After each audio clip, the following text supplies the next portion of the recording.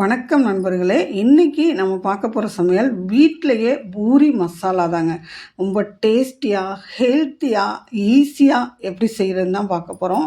அதுவும் சமைக்க தெரியாதவங்க கூட டக்குன்னு செய்கிற இந்த மெத்தடில் தான் செய்ய போகிறோங்க. புசு புசுன்னு பூரி கூட இதை வச்சு சாப்பிட்டா வேறு லெவல் சுவையில் இருக்கும். 5 நிமிஷத்தில் செஞ்சிடலாங்க. இதில் ஒரு பொருள் சேர்க்குறோம். இந்த பொருள் இருந்தால் 5 நிமிஷத்தில் இந்த மசாலா செஞ்சிடலாங்க. அதுவும் ரொம்பவே டேஸ்டியானது, ஹெல்த்தியானது. அது மட்டும்தாங்க சீக்ரெட்டு. அது என்ன பொருள் சேர்க்கணும் தெரியணும்னா வீடியோ ஸ்கிப் பண்ணாமல் முழுசாக பாருங்கள். நிறைய பேர் லைக் பண்ணாமையே வீடியோ பார்த்துட்ருக்கீங்க. ப்ளீஸுங்க மறக்காமல் அந்த லைக்கு கொடுத்துருங்க. அதில் ஹைப்புன்னு ஒரு ஆப்ஷன் இருக்குது, ஒரு ஹைப் பாயிண்ட் கொடுங்க. சப்ஸ்கிரைப் பண்ணாமல் வீடியோ பார்க்குறவங்க சப்ஸ்கிரைப் பண்ணிவிட்டு வாங்க எப்படி செய்கிறேன்னு பார்த்துடலாம்.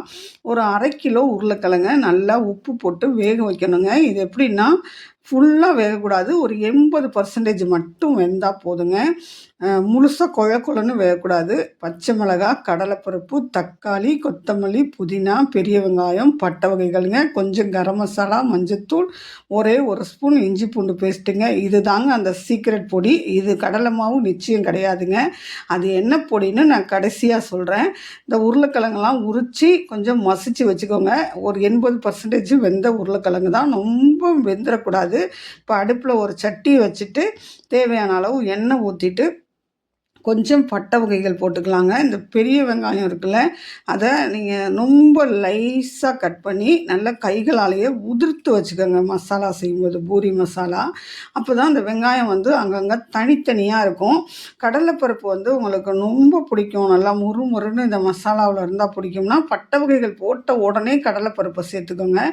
எங்களுக்கு சாஃப்டாக இருந்தால் பிடிக்கும். இதுக்கு காரத்துக்கு நம்ம வேறு எந்த ஒரு ஸ்பைசஸ் பொடியும் சேர்க்க போகிறதில்ல. அதனால் பச்சை மிளகாய், உப்பு ரெண்டையும் சேர்த்தாச்சுங்க. பச்சை மிளகாய் நிறைய சேர்த்துருக்கேன். எங்கள் வீட்டில் எப்படின்னா இந்த மசாலா தோசையில் கூட வச்சு சாப்பிடுவாங்க. இந்த மிளகாய் அப்படியே நல்லா நறுக்குன்னு சுருக்குன்னு காரமாக சூப்பராக இருக்குங்க. இப்போ தக்காளி, கடலைப்பருப்பு ரெண்டையும் சேர்த்துடலாம். கடலைப்பருப்பை இந்த ஸ்டேஜில் போட்டோம்னா நல்லா சாஃப்டாக தான் இருக்கும். ஃபஸ்ட்டே போட்டோம்னா கருக்கு முறுக்குன்னு இருக்கும். உங்களுக்கு எந்த மாதிரி டேஸ்ட்டு வேணுமோ அந்த ஸ்டேஜில் நீங்கள் சேர்த்துக்கோங்க.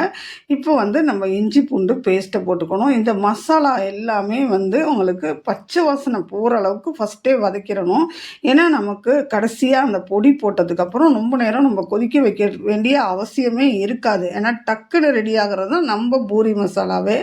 அதனால் இதெல்லாம் கொஞ்சம் நல்லா வதக்கணுங்க. இப்போ மஞ்சத்தூள், இஞ்சி பூண்டு பேஸ்ட்டு, கரம் மசாலா போட்டாலும் போடலாம், உங்கள் ஆப்ஷன் தான். போட்டு நல்லா வதக்கிட்டு இந்த உருளைக்கிழங்கை அங்கே 4 நாளாக கட் பண்ணி கொஞ்சம் மசித்தது மாதிரி உடைச்சது மாதிரி இருக்கும். ஆனால் முழுசாக இருக்கணுங்க உருளைக்கிழங்கு. அந்த மாதிரி மசித்து போட்டுக்கோங்க. இது பார்க்க குழன்னு தெரியணும், ஆனால் உருளைக்கிழங்கு அப்படி எடுத்து சாப்பிட்றதுக்கு முழுசாக இருக்கணும். அந்த மாதிரி கலந்து விட்டுட்டு தண்ணி உங்களுக்கு எந்த அளவுக்கு தேவைன்னு நினைக்கிறீங்களோ மசாலா அந்தளவுக்கு சேர்த்துக்கோங்க. நான் பவுட்ரு பார்த்திங்கன்னா பொட்டுக்கடலை தாங்க, வேறு எதுவும் இல்லை. பொட்டுக்கடலையை கொஞ்சம் குறப்பாக ஒரு 50 கிராம் அளவுக்கு எடுத்து அரைச்சி வச்சுருக்கேன். எங்களுக்கு இந்த அளவுக்கு மசாலா போதும்னு நினைக்கிறேன். அதனால் இந்த அளவுக்கு தண்ணி ஊற்றிருக்கேன். இதை நீங்கள் இட்லி சாம்பார் மாதிரி கூட யூஸ் பண்ணலாம். சட்டி ஃபுல்லாக தண்ணி ஊற்றிட்டு அதுக்கப்புறம் அந்த மாவை நம்ம போடணும். அதுக்கு முன்னாடி இது நல்லா கொதி வரணுங்க. கொஞ்சம் நல்ல கொதிநிலை வந்ததுக்கு அப்புறம் நீங்கள் அந்த பவுடரை சேர்த்து மிக்ஸ் பண்ணிங்கன்னா உடனே இப்போ ஒரு 2 நிமிஷத்தில் இது திக்காயிருங்க நமக்கு. அதுக்கப்புறம் கொத்தமல்லி, புதினா மட்டும் போட்டால் போதும். இது நான் பூரிக்கு செய்கிறேன். இதே மசால் தோசைக்கு கூட வச்சு ஊற்றிக்கலாம். அவ்வளோ சூப்பராக இருக்கும் மசால் தோசைக்கு வச்சு சாப்பிட. இதே நீங்கள் இட்லி தோசைக்கு கூட இதை நீங்கள் சாம்பார் மாதிரி வச்சுக்கலாம். உடனடி சாம்பார்னு கூட சொல்லி வைக்கலாங்க. தண்ணியை நிறைய ஊற்றி கொதிக்க வச்சுட்டு அதுக்கப்புறம் இந்த பொட்டுக்கடலை மாவு போட்டிங்கன்னா அப்படியே உடனடி சாம்பார் மாதிரி இருக்கும். அட்டகாசமான டேஸ்ட்டில் இருக்கும். நான் அந்த மாதிரியும் செய்வேன். இது பூரிக்குங்கிறப்ப திக்காக செஞ்சுருக்கேன். 2 in 1 தாங்க இது. அவ்வளோ டேஸ்டியாக இருக்கும். இது ரொம்ப ஹெல்த்தி. அதாவது எடை குறைவாக இருக்குதுன்னு நினைக்கிற குழந்தைங்களுக்கு பார்த்திங்கன்னா பொட்டுக்கடலை பார்த்திங்கன்னா நிறைய ப்ரோட்டீன் சத்து இருக்குது. அதே மாதிரி உருளைக்கிழங்கு கொடுக்கும்போதும் நல்ல வெயிட்டு கூடுங்க. அதனால இது ரெண்டும் சேர்த்து டக்குன்னு ஒரு மசாலா காலையில் எழுந்திரிச்சதும் நம்ம சப்பாத்தியோ பூரியோ தோசையோ செய்கிறோம்னா இந்த மாதிரி ஒரு மசாலா செஞ்சோம்னா டக்குன்னு ஈஸியாக இருக்குங்க. இது ரசம் சாதத்துக்கு சைடிஷாக வச்சு சாப்பிடவும் சூப்பராக இருக்கும். எந்த ஸ்பைசஸும் இல்லை, ஆனால் அட்டகாசமான ஹோட்டல் ஸ்டைல் நம்ம பூரி மசாலா.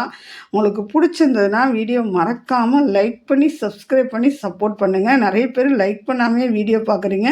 ப்ளீஸ் மறக்காமல் அந்த லைக்கையும் ஹைப்பையும் கொடுத்துருங்க. இப்போ மேலாப்பில் வந்து நம்ம கொத்தமல்லி தலையை போட்டுக்கலாம். கொத்தமல்லி புதினா கொஞ்சம் போட்டுக்கலாங்க. அப்பா வாசனை இருக்குது பாருங்கள், வேறு லெவலில் இருக்குது.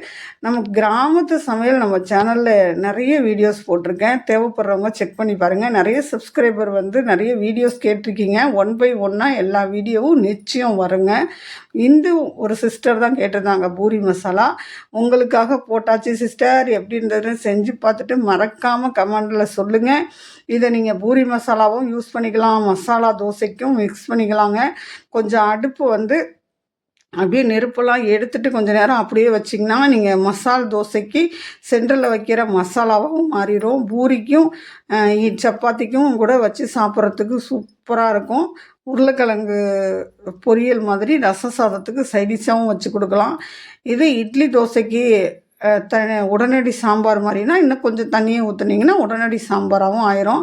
இப்போ மசாலா ரெடி ஆயிடுச்சு, அப்படியே பூரி பொரிக்கலாமா? பூரி எப்படியே 1/2 மணி நேரம் 1 மணி நேரம் பொரிக்கணும், ஏன்னா அந்தளவுக்கு மசாலா டேஸ்டியாக இருக்குங்க. பூரி வந்து நம்ம வீட்டில் 4 விதமாக 4 பேருக்கு செய்யணும். ஒருத்தருக்கு புசு புசுன்னு இருக்கணும், ஒருத்தருக்கு அப்பளம் மாதிரி இருக்கணும், ஒருத்தருக்கு சாஃப்டாக இருக்கணும். இப்போ புசு புசுங்கிற பூரி எப்படி வரணும்னா, ஒன்றும் இல்லைங்க, பூரி மாவு பிசையும் போது கொஞ்சமாக ரவை இருக்குல்ல, அதை போட்டு பிசைஞ்சோம்னா நல்லா பூரி புசு புசுன்னு வரும். நம்ம மசாலாவுக்கு 4-5 பூரி எக்ஸ்ட்ராவே உள்ளே போகுங்க. அப்புறம் என்ன, செஞ்சு சாப்பிட வேண்டியதான். வாங்க எல்லோரும் சாப்பிட்லாம். இந்த வீடியோ பிடிச்சதுன்னா மறக்காமல் லைக் பண்ணிடுங்க. முழுசாக பார்த்து சப்போர்ட் பண்ணுற எல்லாருக்குமே ரொம்ப நன்றிங்க. வாசனை வேறு லெவலுங்க. இது ரெஸ்டாரண்ட் ஸ்டைல் இல்லைங்க, பரிமளாவோட ஸ்டைலு. நீங்களும் ஒரு வாட்டி ட்ரை பண்ணி பாருங்கள். அதுக்கப்புறம் உங்கள் வீட்டில் நீங்கள் உங்கள் கிச்சனுக்கு மட்டும் இல்லைங்க, மொத்தத்துக்கும் நீங்கள் தான் ராணி. வேறு லெவல் சுவையில் இருக்கும். அட்டகாசமான இந்த பூரி மசாலா உங்களுக்கு பிடிச்சதுன்னா மறக்காமல் லைக் பண்ணி சப்ஸ்கிரைப் பண்ணி சப்போர்ட் பண்ணுங்கள் நண்பர்களே. தேங்க்யூ ஸோ மச் ஃபார் வாட்சிங். நன்றி. அடுத்த வீடியோவில் பார்க்கலாம். வர்றேன். இந்த 2 பூரி மட்டும் இல்லைங்க, நான் ஒரு மணி நேரம் அடுப்புலேயே தான் உட்காந்துருந்தேன். அந்தளவுக்கு அட்டகாசமான டேஸ்ட்டில் இருந்தது. நீங்களும் செஞ்சு பாருங்கள், சூப்பராக இருக்கும்.